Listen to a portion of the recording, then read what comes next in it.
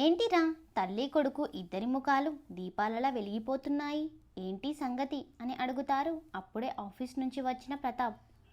మేము ఏదో అల్ప సంతోషులమండి, చిన్న చిన్న వాటికే సంతోషపడతాము అని చెబుతుంది గాయత్రి.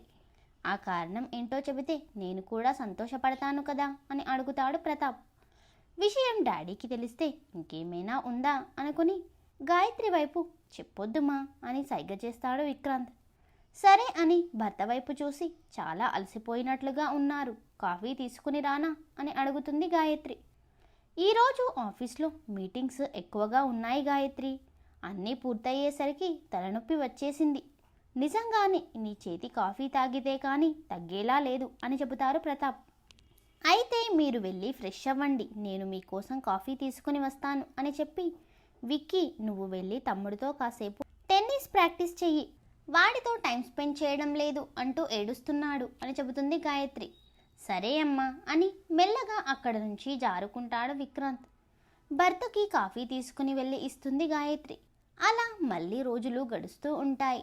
విక్రాంత్ హాలిడేస్ అయిపోవస్తుంటాయి. విక్రాంత్ రేపు తిరిగి ఆస్ట్రేలియాకి వెళ్ళిపోవాలి అనగా ముందు రోజు గాయత్రీదేవి కాలేజీలో హోలీ సెలబ్రేషన్స్ ఏర్పాటు చేస్తారు స్టూడెంట్స్. పవి వైట్ పట్యాల డ్రెస్లో లూజ్ హెయిర్తో కాలేజీలోకి అడుగు పెడుతుంది.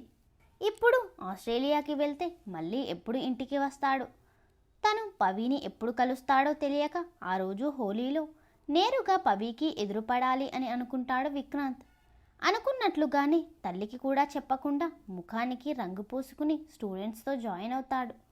ఒకరికి ఒకరు రంగులు పూసుకుని సాంగ్స్కి డ్యాన్స్ చేస్తూ సరదాగా ఆడుతుంటే తన క్లాస్మేట్స్ వైపు నిల్చుని చూస్తున్న పవిత్ర దగ్గరకు చేతి నిండా రంగుతో వెళ్ళి ఆమెకు ఎదురుగా నుంచుంటాడు విక్రాంత్.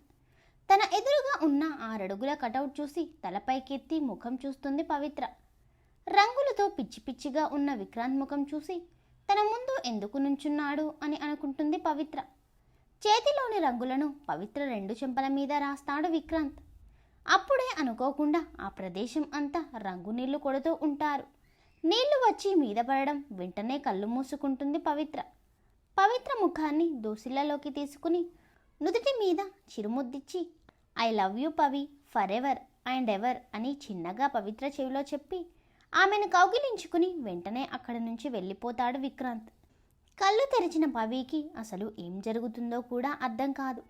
అతని పెదాలు తన నుదుటిన తాకిన క్షణం బిగుసుకుపోయిన పవిత్ర అతను తన మనసులోని మాట చెవిలో చెబుతుంటే ఆ తడి పెదాలు తన చెవిని తాకినప్పుడు మదిలో రేగిన అలజడి, అతని కౌగిలిలో తను బందీ అయినప్పుడు తను విన్న అతని గుండె చప్పుడు అంతా ఏదో మాయలా ఉంది.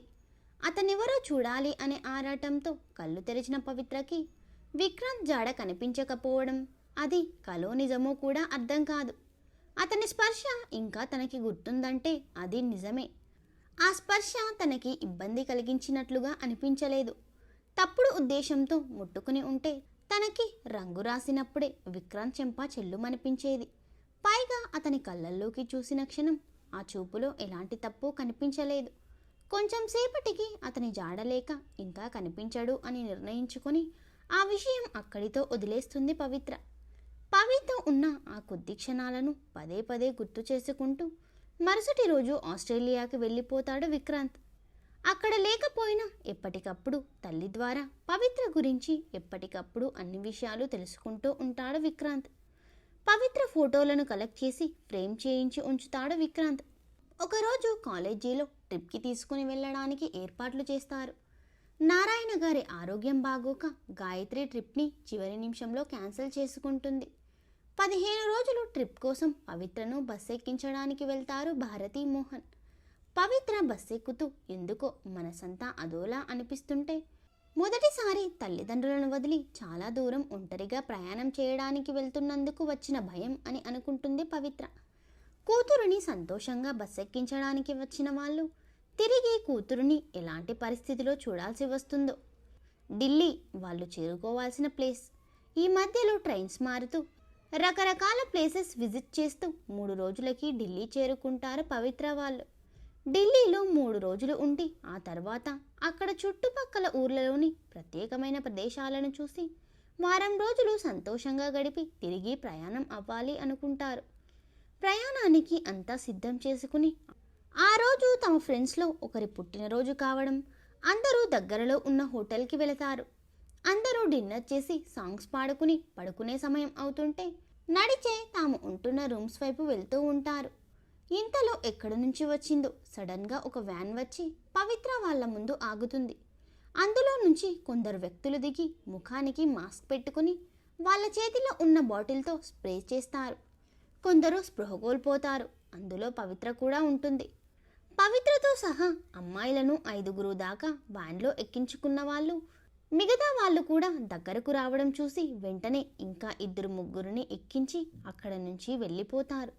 మిగిలిన స్టూడెంట్స్ వీళ్ళ దగ్గరికి వచ్చి కింద పడి ఉన్న అమ్మాయిలను అబ్బాయిలను లేపడానికి ప్రయత్నం చేస్తారు.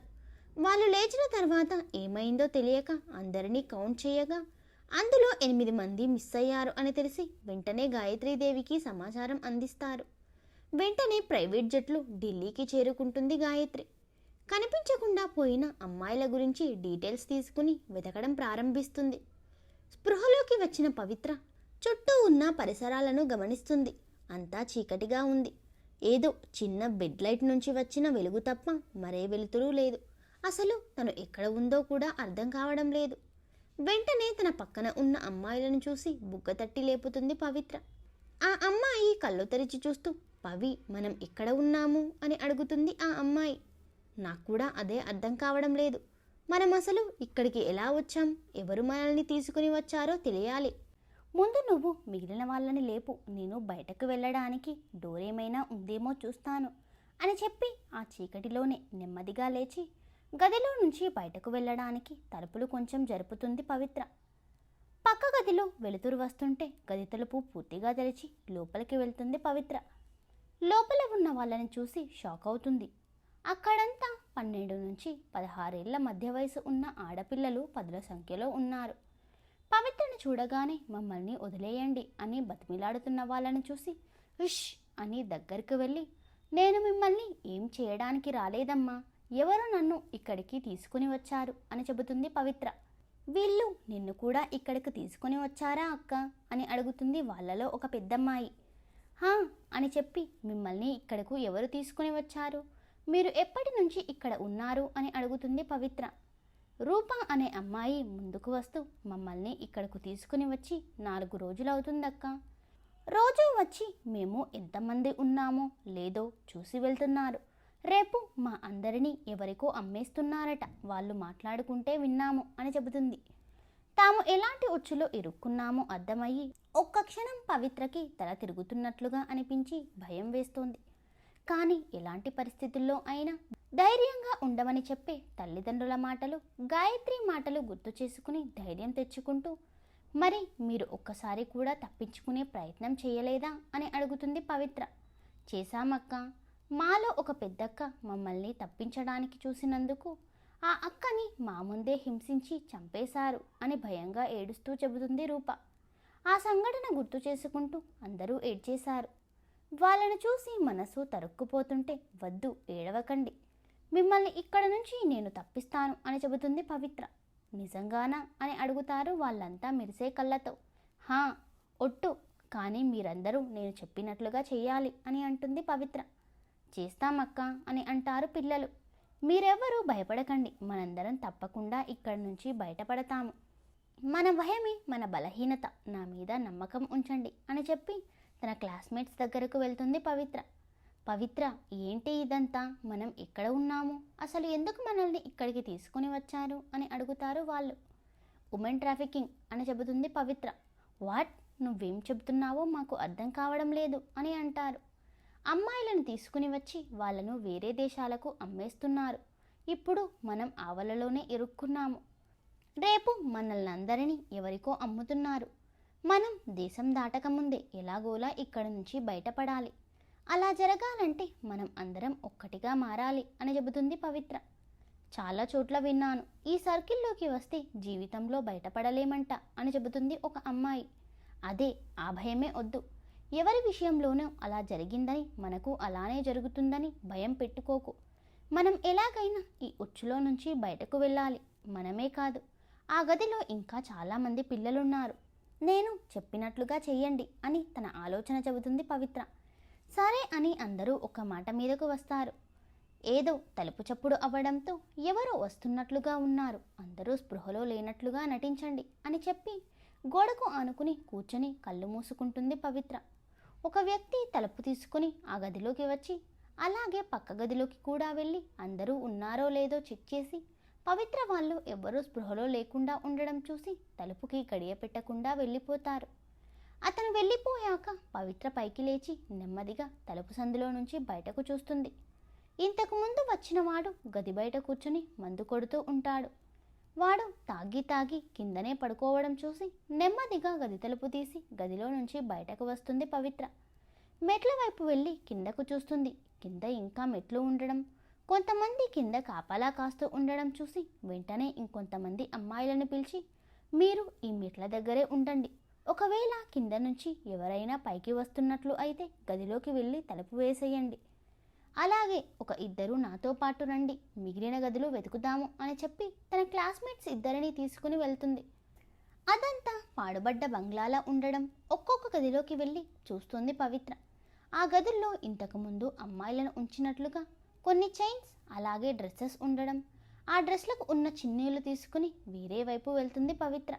మళ్ళీ తిరిగి తాగిన వాడి దగ్గరకు వచ్చి వాడి దగ్గర ఫోన్ ఏం లేకపోవడంతో చేసేదేం లేక గదిలోకి వెళ్తుంది. అక్కడే ఉన్న చిన్న గాజు ముక్కతో ఆ నల్లటి ఫ్లోర్ మీద గీతలు పెడుతుంది పవిత్ర. ఏం చేస్తున్నావు పవిత్ర అని అయోమయంగా అడుగుతుంది పక్కన ఉన్న అమ్మాయి. ఇక్కడ ఎన్ని గదులు ఉన్నాయో, ఎక్కడెక్కడ మనుషులు కాపలాగా ఉన్నారో మ్యాప్లా గీస్తున్నా అని చెబుతుంది పవిత్ర. అందరూ వినండి, ఇప్పుడు మనం చేయబోయేది రిస్క్తో కూడిన పని. ఇక్కడ చాలామంది కాపలాగా ఉన్నారు, సో వాళ్ళని తప్పించుకుని వెళ్ళడం అంటే చిన్న విషయం కాదు. సో మనం ఆ పని చేయలేము అని చెబుతుంది పవిత్ర. మరి ఎలా ఇక్కడ నుంచి బయటపడతాము అని అడుగుతుంది పక్కన కూర్చున్న అమ్మాయి. నేను అన్ని గదులు చూశాను.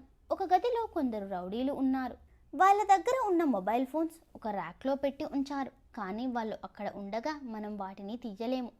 సో ఇప్పుడు ఇక్కడ మనం మంటలు వచ్చేలా చేసి కాపాడమని గట్టిగా అరవాలి. మన అరుపులు విని దగ్గరలో ఉన్నది ఆ గదిలో వాళ్ళే కాబట్టి వాళ్ళు ఇక్కడికి వస్తారు. అప్పుడు ఆ గందరగోళంలో మేము ఆ గదిలోకి వెళ్ళి ఆ ఫోన్ తీసుకుని వస్తాము అని చెబుతుంది పవిత్ర. కానీ వాళ్ళు వచ్చినప్పుడే మనం పారిపోతే అయిపోతుంది కదా పవిత్ర అని అంటుంది ఇంకో అమ్మాయి. లేదు, అలా చేసినా సరే మన ప్రయత్నం వృధా అవుతుంది అని చెబుతుంది పవిత్ర. అలా ఎందుకు జరుగుతుంది పవిత్ర అని అడుగుతుంది ఆ అమ్మాయి. ఎందుకంటే నేను ఆ విండో నుంచి చూశాను. చుట్టుపక్కల చాలామంది కాపలా కాస్తున్నారు. వాళ్ళని తప్పించుకుని మనం బయటపడిన చుట్టుపక్కల ఎలాంటి జనసంచారం లేని చోటిది. వాళ్ళ చేతులకి మనం దొరికితే మాత్రం ఇంకోసారి తప్పించుకునే అవకాశం కూడా మనకు లేదు అని చెబుతుంది పవిత్ర. అయితే నువ్వు చెప్పినట్లుగానే చేద్దాం పవిత్ర అని అంటారు అందరూ.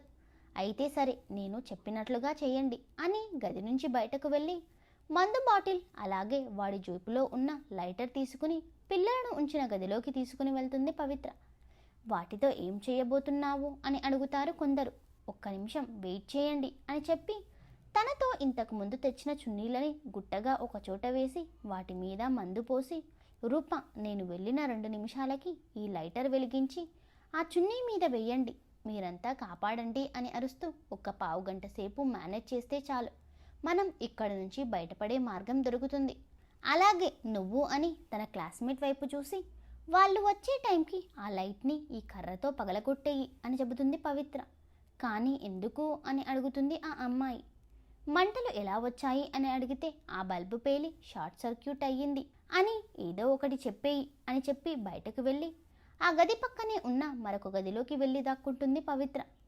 పవిత్ర వెళ్ళగానే నిప్పు పెట్టి కాపాడండి అని అరుస్తూ బయటకు వస్తారు. అందరూ వీళ్ళ అరుపులు ఆ మంటలు చూసి వెంటనే ఆ గదిలోకి వెళ్తారు రౌడీలు. పవిత్ర పక్క గదిలోని వాళ్ళు వెళ్ళిపోయాక ఫాస్ట్గా ఆ గదిలోకి వెళ్ళి అక్కడ ఉన్న ఫోన్ల నుంచి 2 ఫోన్లు, వాటర్ బాటిల్, అక్కడ దొరికిన ఒక పేపర్ తీసుకుని గది నుంచి బయటకు చూస్తుంది పవిత్ర. ఫోన్లు సైలెంట్లో పెట్టి ఉంచి బయట ఏం జరుగుతుందో గమనిస్తుంది. కొంతమంది ఆ గదిలోకి వెళ్ళి ఏం జరిగిందో చూస్తూ మంటలలో ఎవరూ పడకుండా చూసుకుంటూ వాళ్ళను గది బయటకు తీసుకుని వస్తారు. అందరూ ఒకేసారి గదిలో నుంచి బయటకు రావడం గమనించి వేగంగా వెళ్ళి వాళ్ళలో కలిసిపోతుంది పవిత్ర. అందరూ పవిత్ర వైపు చూస్తారు, ఏమైంది అన్నట్లు. బొటనవేలు నెమ్మదిగా కొంచెం పైకెత్తి చిన్న స్మైల్ ఇస్తుంది పవిత్ర. అది చూసి అందరూ ప్రశాంతంగా ఊపిరి తీసుకుంటారు. పక్కనే ఉన్న వాళ్ళ చేతికి ఒక ఫోన్, వాటర్ బాటిల్ ఇచ్చి కామ్గా నించుంటుంది పవిత్ర. ఆ గది నిండా పొగ ఉండడంతో మంటలు ఆర్పి రేయ్ వీళ్ళని ఆ గదిలో ఉంచండి అని హిందీలో చెబుతారు. సరే అని వాళ్ళనందరినీ చివరి రూమ్లో వేసి గడియపెట్టి అక్కడి నుంచి వెళ్ళిపోతాడు. పవిత్ర వెంటనే ఫోన్ తీసుకుని గాయత్రికి కాల్ చేస్తుంది. అప్పటి వరకు పవిత్ర వాళ్ళ కోసం వెతికి హోటల్కి చేరిన గాయత్రి కొత్త నంబర్ నుంచి కాల్ రావడంతో కాల్ లిఫ్ట్ చేసి హలో అని అంటుంది. మేడం నేను పవిత్రని అని అంటుంది పవిత్ర. పవి నువ్వు ఎక్కడ ఉన్నావు, ఏమయ్యారు మీరంతా అని అడుగుతుంది గాయత్రి. జరిగిందంతా చెబుతుంది పవిత్ర. మీరు ఎక్కడ ఉన్నది చెప్పు పవిత్ర అని అడుగుతుంది గాయత్రి. అప్పటికే కొద్దిగా తెల్లవారుతుండడం, చుట్టూ ఉన్న ప్రదేశాన్ని కిటికీలో నుంచి చూస్తూ తెలియడం లేదు మేడం, ఇక్కడ కనుచూపు మేరలో ఒక్క ఇల్లు గాని మనిషి గాని లేడు అని చెబుతుంది పవిత్ర. పోనీ ఫోన్లో లొకేషన్ పంపించు అని అడుగుతుంది గాయత్రి. మేడం ఇది ఆండ్రాయిడ్ ఫోన్ కాదు మేడం, ఇంకో మొబైల్లో సిగ్నల్ లేదు అని చెబుతుంది పవిత్ర. మరి మీరు ఎక్కడ ఉన్నది ఎలా కనుక్కోవాలి పవి అని బాధగా అడుగుతుంది గాయత్రి. మేడం ఏదైనా చెయ్యండి ప్లీజ్, ఎంత త్వరగా ఇక్కడ నుంచి బయటపడగలిగితే అంత మంచిది. లేట్ అయితే మాత్రం వీళ్ళు మమ్మల్ని ఈ దేశంలో ఉంచేలా లేరు, అందరినీ ఎవరికో అమ్మేయబోతున్నారట. పాపం మేడం, పసిపిల్లలు వాళ్ళు అని కన్నీళ్లతో చెబుతుంది పవిత్ర. పవిత్ర బాధ అర్థమవుతుంటే మీ అందరినీ ఎలాగైనా కాపాడతాను పవిత్ర, నువ్వు మాత్రం ధైర్యం కోల్పోకు, ఇప్పుడు వాళ్ళకి ధైర్యం చెప్పాల్సింది నువ్వే అని చెప్పి మధ్యలో ఫోన్ చేస్తూ ఉండు అని చెప్పి వెంటనే పోలీసులకు ఇన్ఫర్మేషన్ ఇచ్చి నంబర్ ద్వారా లొకేషన్ ట్రేస్ చేసే పనిలో పడుతుంది గాయత్రి. గాయత్రికి ఫోన్ చేసిన తర్వాత పవిత్ర మనసు కొద్దిగా ప్రశాంతంగా మారుతుంది. గాయత్రి వాళ్ళు ఆ లొకేషన్కి తాము ఉన్న ప్లేస్కి చాలా దూరంగా ఉంది అని తెలుసుకుని వెంటనే పోలీసులతో అక్కడికి బయలుదేరుతుంది. కొంతసేపటికి పవిత్ర వాళ్ళను అందరినీ గదిలో నుంచి హాల్లోకి తీసుకుని వస్తారు. వెంటనే గాయత్రికి కాల్ కలుపుతుంది పవిత్ర. కాల్ లిఫ్ట్ చేసి హలో పవిత్ర అనే లోపే ఎవరి మాటలో వినిపించడంతో రికార్డ్ చేస్తూనే వినడం మొదలు పెడుతుంది గాయత్రి. గాయత్రితో పాటుగా పోలీసులు కూడా. వీళ్ళ సంభాషణంతా హిందీలో ఉంటుంది. పవిత్రకి తన ఫ్రెండ్స్కి మాత్రమే హిందీ వచ్చు గనుక వాళ్ళకి వీళ్ళ మాటలు అర్థమవుతాయి. ముందుగా పవిత్ర చెయ్యి పట్టుకుని ముందుకు లాగుతాడు సుమారు 35 ఏళ్ల వయసు ఉన్న అజయ్. అతని చెయ్యి తన ఒంటి మీద పడగానే చిరాగ్గా ముఖం పక్కకి తిప్పేస్తోంది పవిత్ర. పవిత్ర బుగ్గపట్టి ముఖాన్ని అక్కడ ఉన్న వాళ్ళకి చూపిస్తూ ఒక రేట్ చెబుతాడు అజయ్. వదులు నన్ను అని అజయ్ చేతిని నెట్టేస్తోంది పవిత్ర. ఏయ్ నోర్ముయ్ అని తెలుగులో చెబుతాడు అజయ్. అజయ్ చెప్పిన రేట్కి ఓకే అంటాడు ఒక వ్యక్తి. కానీ అంతకన్నా ఎక్కువ అమౌంట్ ఇస్తాను అని చెబుతాడు మరొకడు. సంతలోని మేకపిల్ల కోసము, బజారులో కూరగాయల కోసము బేరమాడినట్లుగా అమ్మాయిలను వస్తువులలా కొంటూ అమ్ముతున్న వాళ్ళని చూస్తుంటే నిలబడిన చోటే ఒక్కొక్కడిని అడ్డంగా నరికేయాలి అని మనసులో బలంగా అనిపిస్తున్నా ఆ కోపాన్నంతా అణుచుకుంటుంది పవిత్ర. వాడి మాటలు వింటున్న గాయత్రికి కూడా పవిత్ర లాంటి భావనే కలుగుతుంది. చివరకు ఒక రేట్ ఫిక్స్ చేసుకుని పవిత్రను పక్కకు పెట్టి మిగిలిన వాళ్ళని కూడా అలానే నిలబెడతాడు అజయ్. అందరూ అయ్యాక ఎవరిని ఎటు పంపించాలో చెప్పి ఇంకా కొత్త అమ్మాయిలు కూడా వచ్చారు. వాళ్ళని కలిపి అందరినీ వ్యాన్లో ఎక్కించమని చెబుతాడు రౌడీలకి. అందరినీ వ్యాన్ ఎక్కిస్తుంటే మీరు భయపడకండి మేడం, ఈ పాటికి బయలుదేరి ఉంటారు, మనల్ని తప్పకుండా రక్షిస్తారు అని చిన్నగా చెబుతుంది పవిత్ర. అన్ని అడ్రస్లు తెలియడంతో వెంటనే పోలీసులు గ్రూప్గా విడిపోయి తలొక దిక్కు వెళ్తారు. వ్యాన్ ఎక్కాక డోర్ క్లోజ్ చేయడంతో మేడం మీరు బయలుదేరారా అని అడుగుతుంది పవిత్ర. హా పవి, ఒక 15 నిమిషాలలో మీరు వెళ్తున్న ప్లేస్కి చేరుకుంటాము, మీరు ఏం కంగారు పడకండి అని చెబుతుంది గాయత్రి. ఇప్పుడు నేను దేవుడి కన్నా కూడా మిమ్మల్ని ఎక్కువగా నమ్ముతున్నాను మేడం, ప్లీజ్ ఎలాగోలా సేవ్ చేయండి అని చెబుతుంది పవిత్ర. తప్పకుండా పవిత్ర అని తనని మాటల్లో పెట్టి భయపడకుండా ఉండమని చెబుతుంది గాయత్రి. అన్ని చెక్ పోస్ట్ దగ్గర వెళ్తున్న ప్రతి వెహికల్ని ఆపి చెక్ చేయడం మొదలు పెడతారు. పవిత్ర కూడా గాయత్రి కోసం 1000 కళ్ళతో ఎదురు చూస్తూ ఉంటుంది. అప్పటికే 2 వ్యాన్స్ దొరికిపోవడం, వెంటనే అసలు విషయం ఎవరి ద్వారా తెలిసిందో కనుక్కుంటాడు అజయ్. డిపార్ట్మెంట్లో డబ్బుకు అమ్ముడుపోయిన వారు పవిత్ర పేరును చెప్పేస్తారు. పవిత్ర ఫోటో కొంచెం సేపటికి కనుక్కొని పోర్టు వైపు వెళుతున్న వ్యాన్ని ఒక ప్లేస్కి చెప్పి ఎక్కడికి తీసుకుని రావాలో చెబుతాడు అజయ్. అజయ్ చెప్పిన తర్వాత అలానే వేరే రూట్లో వెళ్తుంది వ్యాన్. పవిత్ర దగ్గర ఉన్న ఫోన్ ఏమో ఛార్జ్ లేక స్విచ్ ఆఫ్ అవుతుంది. పవిత్ర వాళ్ళనందరినీ వ్యాన్లో నుంచి దింపి అజయ్ పంపిన ఫోటో ద్వారా పవిత్రను గుర్తుపట్టి ఆమె జుట్టు పట్టుకుని ముందుకు లాక్కుని వెళ్తాడు రౌడీ. వాడు పట్టుకున్న తీరికి నొప్పి పెడుతున్న ఏడుపు ఆపుకుంటుంది పవిత్ర. పిల్లలందరూ పవిత్రను చూసి అక్క అంటూ ఏడుస్తూ ఉంటారు. అందరినీ వేరే ఇంటిలోకి తీసుకుని పవిత్రని లాక్కుని వెళ్తాడు. అజయ్ కూడా అక్కడకు వచ్చి పవిత్రను రౌడీల దగ్గర నుంచి లాగి చెంప మీద కొడతాడు. అజయ్ కొట్టిన విధానంకి వేగంగా వెళ్ళి నేలను కరుచుకుంటుంది పవిత్ర. కింద పడిన పవిత్ర కడుపులో కాలితో తంతు 5 నిమిషాలలో పూర్తిగా నా సామ్రాజ్యాన్ని కూల్చేశావు కదే, నిన్ను ఊరికే వదలను అని ఇంకా గట్టిగా తంతాడు అజయ్. కడుపులో నొప్పికి ప్రాణం పోతున్నట్లుగా అనిపిస్తుంటే అమ్మా అంటూ అరుస్తూ ఏడుస్తుంది పవిత్ర. ఆమె ఏడుపు చూస్తూ పిల్లలు కూడా బెదిరిపోతారు. పవిత్ర జుట్టు పట్టి పైకి లేపుతాడు అజయ్. వాడు చూసే చూపుకి భయపడక అలానే చూస్తూ, ఆడదాన్ని కొట్టినంత మాత్రాన నువ్వు ఏదో మగాడివి అనుకోకు, త్వరలోనే నీ అంతు చూస్తుంది మా మేడం అని అంటుంది పవిత్ర. నా మగతనం ఏంటో నీకు చూపిస్తాను, అది చూసి మీ మేడం ఏం చేస్తుందో నేను చూస్తాను అని పవిత్రను ఒక గదిలోకి తీసుకుని వెళ్ళి ఆమె మీద పశువులా విరుచుకుపడతాడు అజయ్. వాడి బలం ముందు తను ఏమాత్రం సరిపోకున్నా అజయ్ని నెట్టడానికి ప్రయత్నం చేసి ఇంకా తన వల్ల కాక నిస్సహాయంగా మిగిలిపోతుంది పవిత్ర. అజయ్ చేస్తున్న గాయాలకు తన శరీరాన్ని తూట్లు పొడుస్తున్నట్లుగా అనిపిస్తుంటే నొప్పితో పవిత్ర చేస్తున్న ఆర్తనాదాలు ఆ ఇంటి మొత్తం ప్రతిధ్వనిస్తూ నరకాన్ని ప్రత్యక్షంగా చూస్తున్నట్లుగా అనిపించింది. పవిత్ర అరుపులు వింటూ భయంతో బిక్కచచ్చిపోతారు బయట ఉన్న అమ్మాయిలు. 2 గంటల నరకం అనుభవించి ప్రాణం ఉందో లేదో కూడా తెలియని స్థితిలో ఉన్న పవిత్రను గొలుసులతో కట్టేసి బయటకు వస్తాడు అజయ్. తన మనుషుల వైపు చూసి, వీళ్లను ఆ గదిలో పడే, నీళ్లు తప్ప మరేం ఇవ్వకు, 2 రోజుల్లో వీళ్ళని మళ్ళీ పంపిస్తున్నాము అని చెప్పి అప్పటి వరకు పవిత్రకు అతను చూపిస్తున్న నరకాన్ని గాయత్రికి పంపిస్తాడు అజయ్. పవిత్ర ఇంకా దొరకలేదు అని బాధపడుతున్న గాయత్రి వాట్సాప్లో వచ్చిన మెసేజ్ చూసి కొయ్యబారిపోతుంది. ఒక ఆడదానిగా పవిత్ర ఎలాంటి నరకం అనుభవించిందో ఊహించుకుని బోరున ఏడుస్తుంది గాయత్రి. న్యూస్ ఛానల్స్ ద్వారా విషయం తెలుసుకున్న మోహన్ గాయత్రికి ఫోన్ చేసి విషయం అడుగుతారు. పవిత్ర గురించి చెప్పలేక వెతుకుతున్నాము అని అబద్ధం చెబుతుంది గాయత్రి. కూతురి కోసం దిగులు పడుతూ బిక్కుబిక్కుమంటూ ఉంటారు పవిత్ర అమ్మా నాన్న. గదిలో ఉన్న పవిత్రకి అమ్మా నాన్న మాత్రమే కళ్ళ ముందు కదులుతుంటే ఒక బొమ్మలా బిగుసుకుపోతుంది. పవిత్ర కోసం గాలింపులు మొదలు పెడతారు పోలీసులు. గాయత్రి కూడా నిద్రమానుకుని మరీ అజయ్కి సంబంధించిన రహస్య స్థావరాల కోసం వెతుకుతూ ఉంటుంది. అజయ్ వెళ్ళిన 2 గంటలకు మళ్ళీ తిరిగి వస్తాడు. ఈసారి అజయ్ కాక వాడి మనుషులు తన శరీరాన్ని గద్దల్లా పీక్కుతుంటుంటే పవిత్ర కళ్ళల్లో నుంచి నీళ్లు తప్ప గొంతు నుంచి మాట రాదు. అజయ్ చూపించిన నరకంలో పవిత్ర 3 రోజులు ఉంది. ఒకరోజు సిగరెట్తో కాల్చుతూ, ఒకరోజు కొడుతూ ఎన్ని చేస్తున్నా పవిత్ర చావలేదు. బాగుంది, 3 రోజుల నుంచి ఏం తినకుండానే ఇంత చేస్తున్నా బాగానే బతికావు అని పవిత్ర మీద మరొకసారి విరుచుకుపడతాడు అజయ్. ఈసారి చావు అంచులో నిలుస్తుంది పవిత్ర. పవిత్ర కళ్ళు మూతలు పడుతున్న సమయంలో తలుపు బద్దలు కొట్టుకుంటూ ఆ గదిలోకి వస్తుంది గాయత్రి లేడీ కానిస్టేబుళ్లతో. పవిత్రను చూసి వెంటనే అక్కడే పడి ఉన్న చున్నీ తీసి ఆమె ఒంటికి చుడుతుంది గాయత్రి. పోలీసులు అజయ్ని అరెస్ట్ చేయగా పవిత్రను అంబులెన్స్లో తీసుకుని హాస్పిటల్కి బయలుదేరుతుంది గాయత్రి. హాస్పిటల్లో పవిత్రని ఐసీయూలో పెడతారు. పవిత్రకి ట్రీట్మెంట్ చేస్తున్న డాక్టర్ ఆ గాయాలు చూసి ఒక్క క్షణం భయపడుతుంది. పవిత్ర అమ్మా నాన్నలను తన మనుషుల ద్వారా ఢిల్లీకి రప్పిస్తుంది గాయత్రి.